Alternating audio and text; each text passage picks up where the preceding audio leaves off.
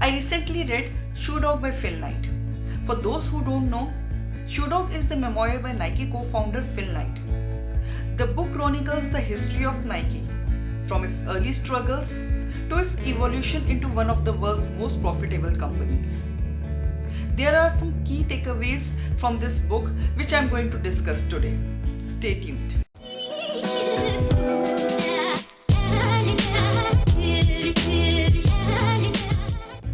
Hello everyone, I am Shalu.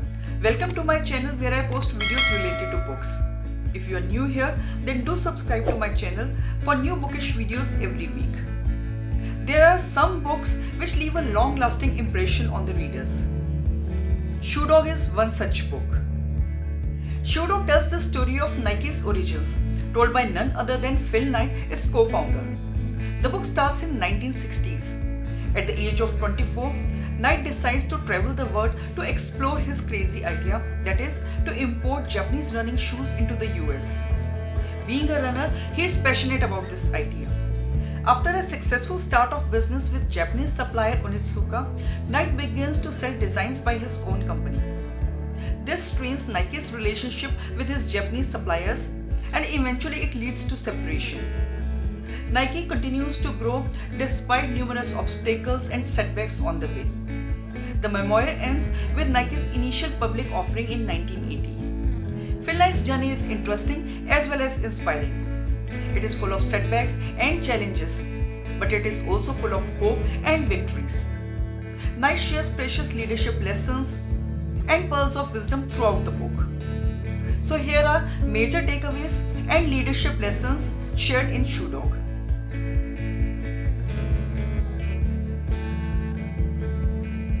The first lesson is find your passion. Phil Knight created Nike in partnership with his track and field coach Bill Bowerman. A large part of the company's success can be attributed to the fact that Knight and Bowerman both were passionate about the sport. Throughout the memoir, Knight talks about his love for running. It was his love for running that keeps him going through the tough times.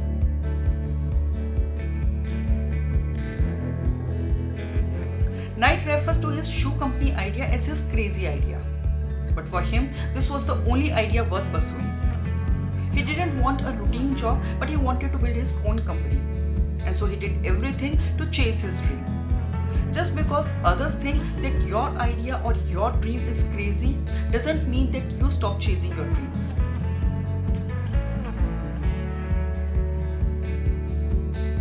Third lesson, hire smart.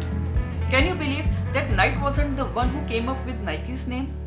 He wasn't involved in its signature swoosh logo or developing its trademark waffle pattern shoes. But one thing he did right was to hire people who shared his vision of creating quality shoes. All his earlier employees were somehow or the other involved with sports. Nike's success story reinforces the value of hiring people who share company's vision.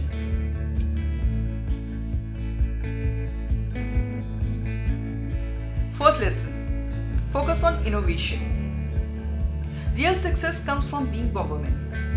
Bill Bowerman was University of Oregon's track and field coach and Phil Knight's business partner.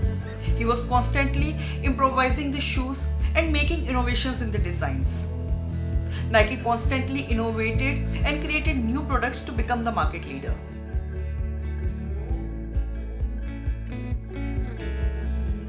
The fifth lesson, sit down and strategize. Knight talks about the butt-face meetings which were invaluable for making company strategies. Many of the company's major decisions came from those meetings, including the one where they decided to open the initial public offering. Knight also talks about a situation he faced with his Japanese supplier Onitsuka, but he prepared well in advance to take them down at the right moment. Every leader has to face some tough situations, but they should not panic and instead they should prepare well in advance and strategize.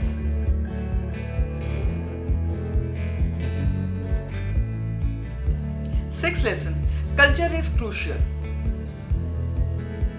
One of the reasons for Nike's success was the company's culture. As I mentioned earlier, Knight hired the right people who believed in and loved shoes. This sense of collective purpose helped the company scale new heights. As a leader, it is your responsibility to establish a winning culture in your company. The right values, the right work atmosphere, and the right management style.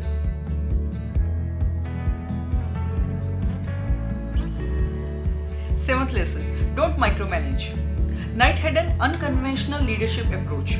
He was averse to micromanaging his employees. He shared his vision with his employees, explained to them what he wanted, gave general instructions, but then he gave them freedom to do the job in their own way. This motivated the employees to come up with their best, and they often surprised Knight with the results.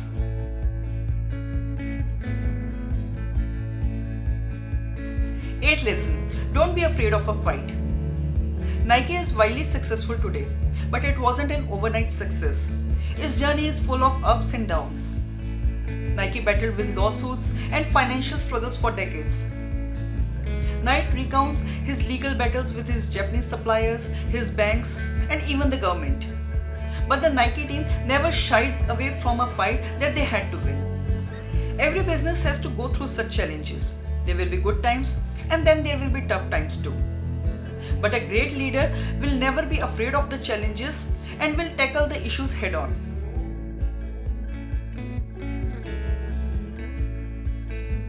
Ninth lesson, competition is healthy. Nike was in competition with an already established brand, Adidas. In his memoir, Knight shares how Adidas kept him on his toes and how he was constantly striving to be better than his counterparts. The key takeaway here is that competition is healthy. Competition is a great motivation to succeed, and so never to be afraid of competition.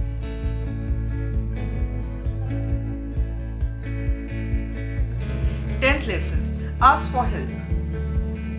Knight asked for a loan from his father to start the Blue Ribbon Sports.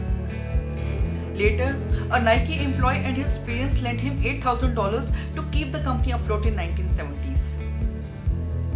Knight was never hesitant to ask for help when needed. Unfortunately, many entrepreneurs today are hesitant of asking for help as they think of it as a sign of defeat.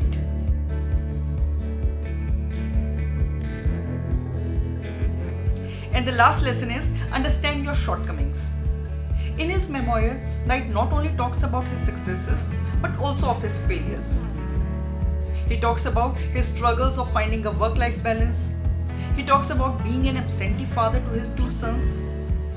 He mentions how he would refrain from appreciating his employees and how he would not reply to their letters. The key takeaway here is to accept and understand your shortcomings.